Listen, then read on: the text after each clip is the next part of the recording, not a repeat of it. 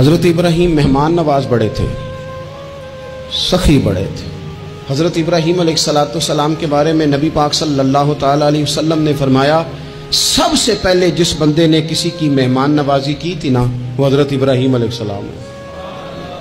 اس کا ایک معنی علماء نے یہ بھی اس حدیث کا بیان کیا کہ جس نے سونی کر کے مسجہ کر کے خوبصورت کر کے تیار کر کے عزت کے ساتھ آنر کے ساتھ کسی مہمان کو سب سے پہلے کسی نے اس اہتمام سے کھانا کھلایا وہ حضرت ابراہیم علیہ السلام ہے۔ زبردست مہمان نواز تھے، زبردست۔ اپنے گھر کے 4 دروازے بنائے ہوئے تھے، 4، اور فرماتے تھے میری خواہش ہے کہ چاروں طرف سے مہمان آئیں، روٹیاں پکتی رہیں، دنیا کھاتی رہے، دنیا آوے کھا کھا جاوے راضی ہوئے بلا، آئیں لوگ کھائیں، یہ میری خواہش ہے۔ روٹی کھلاؤ، روٹی کھلاؤ، روٹی کھلاؤ، لنگر کھلاؤ۔ حضور صلی اللہ علیہ وسلم سے پوچھا گیا یا رسول اللہ بہترین مسلمان کون ہے؟ تو حضور نے فرمایا جو سلام لینے میں پہل کرے اور کھانا زیادہ کھلائے، کھانا کھلائے، جو جس کا مزاج ہو کھانا کھلانے کا، طبیعت ہو کھانا کھلانے۔ حضرت ابراہیم علیہ السلام اتنی مہمان نوازی کرتے کہ نبی پاک صلی اللہ علیہ وسلم نے فرمایا یہ ترغیب و ترہیب میں موجود ہے۔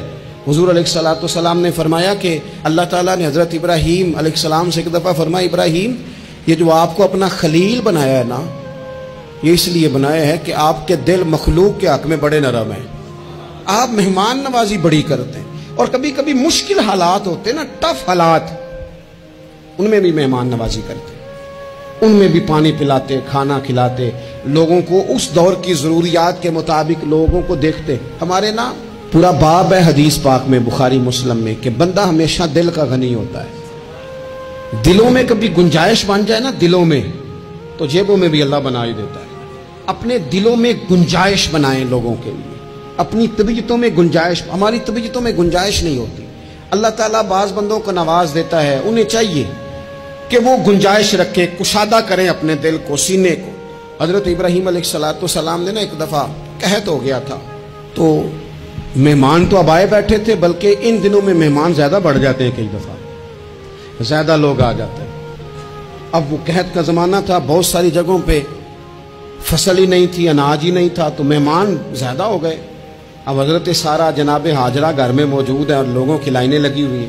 حضرت ابراہیم علیہ السلام کا مصر میں ایک دوست تھا، حضرت حکیم الامت نے اس کو لکھا ہے، آپ نے نا اس کو کچھ سامان بھیجا، بوریاں بھیجی، فرمایا یار تیرے پاس گندم ہے تو ذرا گندم کی بھر دے بوریاں، مہمان بڑے آ گئے ہیں، روٹی کھلانی ہے لوگوں کو۔ حضرت ابراہیم نے وہ چند بوریاں اپنے اس مصری دوست کی طرف بھیجیں کہ گندم کی بھر دو، مہمان زیادہ آ گئے ہیں تو یہاں تو قحط ہے۔ اب وہاں جب گئے لینے کے لیے خدام اونٹ لے کے بوریاں لے کے، تو اس نے کہا جی غلہ تو یہاں بھی ختم ہو گیا، اب یہ خالی بوریاں لے کے واپس آ رہے ہیں۔ اب ان جانے والے خدام کو بھی پتا تھا، جو قریب رہنے والے ہوتے ہیں وہ خانقاہوں کے، آستانوں کے، مدارس کے، مراکز کے مزاج سے بھی آگاہ ہو جاتے ہیں۔ ان کو پتا تھا کہ اب مہمان تو بیٹھے ہیں بیسیوں، درجنوں، سینکڑوں، تو سب کو پتا ہے کہ بھئی گندم آ رہی ہے، مصر سے آنا ہے تو کھانا ملنا ہے۔ اب بوریاں جب خالی آئیں گی تو بڑا مسئلہ بن جائے گا، ان کے تو دل کمزور پڑ جائیں گے۔ انہوں نے کہا کہ تسلی دیتے ہیں، ان کو تسلی دیتے ہیں۔ رستے میں نا کچھ ریت بوریوں میں بھر لی تاکہ فوری طور پہ دیکھنے والے پریشان نہ ہوں، ریت بھر کے لے جاتے ہیں اور پھر جا کے آرام سے رکھ دیں گے۔ پھر حضرت ابراہیم سے گزارش کریں گے غلہ نہیں ملا، وہ ایک خوبصورت سا آواز کریں گے، لوگوں کو دلوں کو تسلی ہو جائے گی اور پھر اگلا بندوبست کر لیں۔ اب وہ بوریاں ساری کی ساری ریت سے بھری رکھی۔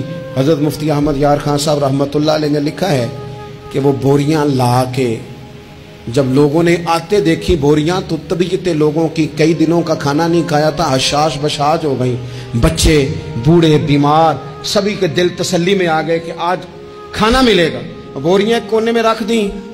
حضرت ابراہیم آرام فرما تھے کہیں یا کسی ذکر و فکر کی مصروفیت میں مشغول تھے، ظاہراً انہیں بتایا نہ گیا۔ اب وہ جہاں گندم رکھی جاتی تھی وہاں جا کے وہ ریت کی بوریاں رکھ دیں، وہ خدام وہاں سے ہٹ گئے چونکہ وہ گھر کا حصہ تھا۔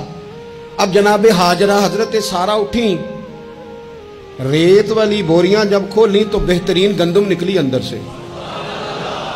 اللہ تعالیٰ جب رزق دیتا ہے تو پھر بغیر، اور واللہ خیر الرازقین، بہترین رزق دینے والا اللہ ہے، سب سے بہتر رزق دینے والا۔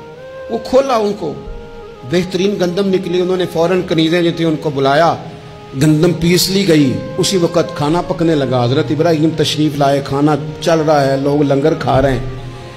अब वो खुदाम भी परेशान थे कि भाई हम तो लाए थे रेत, ये गंदम कैसे आ गई। हज़रत सारा और जनाबे हाजरा करीब आई तो ख़वातीन बाज़ों का घर वालों को गाइड करती हैं कि ये वाली सब्ज़ी बड़ी अच्छी थी, ये वाले चावल बड़े अच्छे हैं, ये जो गंदम आप लाएं ये बड़ी अच्छी है। तो वो थोड़ी सी गंदम हाथ में पकड़ी जनाबे हाजरा ने, जनाबे सारा ने, हज़रत इब्राहीम के सामने करके कहा, ये जो आपका मिस्री यार है ना, ये जो मिस्री यार ने गंदम भेजी है ना, मिस्री यार ने, क्या बात है, खुशबू भी आला है, पकाने में भी अच्छी है, 2 लुक़मे रोटी के चके हैं, जायका भी कमाल है, ये जो आपका मिस्री यार है। हज़रत इब्राहीम कहने लगे चुप कर जा, ये मिस्री यार ने नहीं भेजी, ये मेरे अर्शी यार ने भेजी है। वत्तखज़ल्लाहु इब्राहीम खलीला, वो जिसने कहा ना हमने इब्राहीम को गहरा दोस्त बना लिया है, ये उसने भेजी हैं। उसको पता था कि जनाब खलील ने कोई ज़ात के लिए नहीं मंगाई, उसी की मखलूक के लिए मंगाई है। तो ये अर्शी यार ने भेजी है, अर्शी यार ने। और फरमाया जब अर्शी यार भेजे तो फिर किसी किस्म की कोई कमजोरी बाकी रहती नहीं है।